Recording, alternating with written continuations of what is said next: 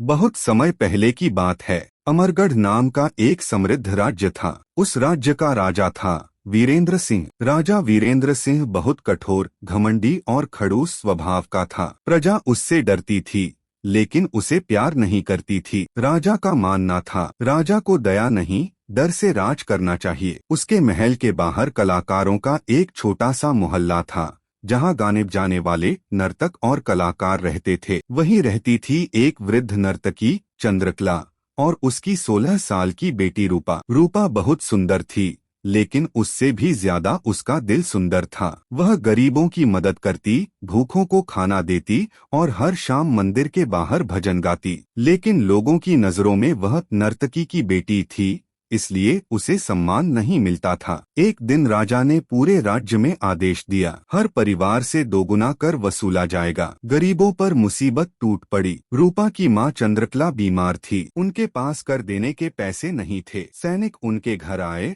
और सारा सामान उठा ले गए, चंद्रकला की दवा भी। रूपा ने रोते हुए कहा, राजा को कहो गरीबों पर इतना अत्याचार न करें। सैनिक हंस पड़े, राजा को गरीबों की परवाह नहीं। उस रात चंद्रकला की तबीयत और बिगड़ गई। अगले दिन रूपा हिम्मत जुटाकर महल पहुंची। दरबार सजा हुआ था, राजा सिंहासन पर बैठा था। रूपा ने झुककर कहा, महाराज कर कम कर दीजिए, मेरी माँ बीमार है। राजा ने कठोर स्वर में कहा, राज्य दया से नहीं चलता, जाओ यहाँ से। रूपा की आंखों में आंसू आ गए, पर उसने हिम्मत नहीं हारी। राजा वही महान होता है जो प्रजा का दर्द समझे। दरबार में सन्नाटा छा गया। राजा को पहली बार किसी ने इस तरह जवाब दिया था। उसने गुस्से में आदेश दिया, इसे दरबार से बाहर निकाल दो। घर लौटी। उसकी मां चंद्रकला अंतिम सांसें ले रही थी। चंद्रकला ने कमजोर आवाज में कहा, बेटी, इंसान को उसके जन्म से नहीं, कर्म से पहचान मिलती है, कभी नफरत मत करना। और इतना कहकर उसने आंखें बंद कर ली। रूपा फूट फूट कर रो पड़ी। पूरा कलाकार मोहल्ला रो रहा था।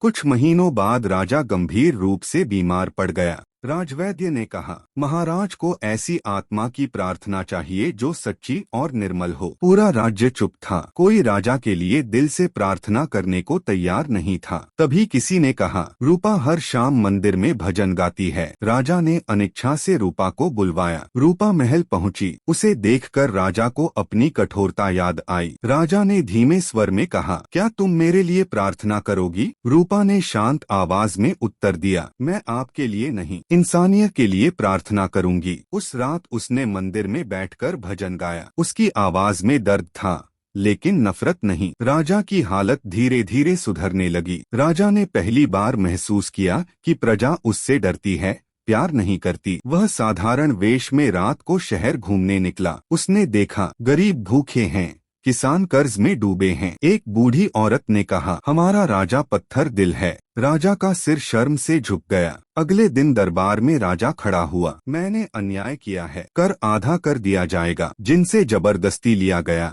उन्हें वापस मिलेगा। पूरा दरबार हैरान था। फिर राजा ने रूपा को बुलाया, मैंने तुम्हारी माँ के साथ अन्याय किया, क्या तुम मुझे माफ करोगी? रूपा की आंखों में आंसू थे। महाराज, मेरी माँ कहती थी, नफरत दिल को जला देती है, मैं आपको माफ करती हूँ। राजा की आंखों से पहली बार आंसू बह निकले। राजा ने कलाकारों के मोहल्ले को सम्मान दिया। रूपा को राजसभा की मुख्य गायिका बनाया गया। धीरे धीरे राज्य बदल गया। अब लोग राजा से डरते नहीं, उसे चाहते थे। राजा ने एक दिन कहा, मेरे जीवन की सबसे बड़ी सीख एक नर्तकी की बेटी ने दी है। एक शाम मंदिर के सामने दीप जल रहे थे। रूपा अपनी माँ की तस्वीर के सामने खड़ी थी। माँ, आपने कहा था कर्म से पहचान मिलती है। आज पूरा राज्य आपको सम्मान से याद करता है। आसमान में हल्की बारिश होने लगी, जैसे स्वर्ग से आशीर्वाद बरस रहा हो। राजा दूर खड़ा यह दृश्य देख रहा था। उसकी आंखों से आंसू रुक नहीं रहे थे। वह मन ही मन बोला, आज मैंने राज करना नहीं, इंसान बनना सीखा है।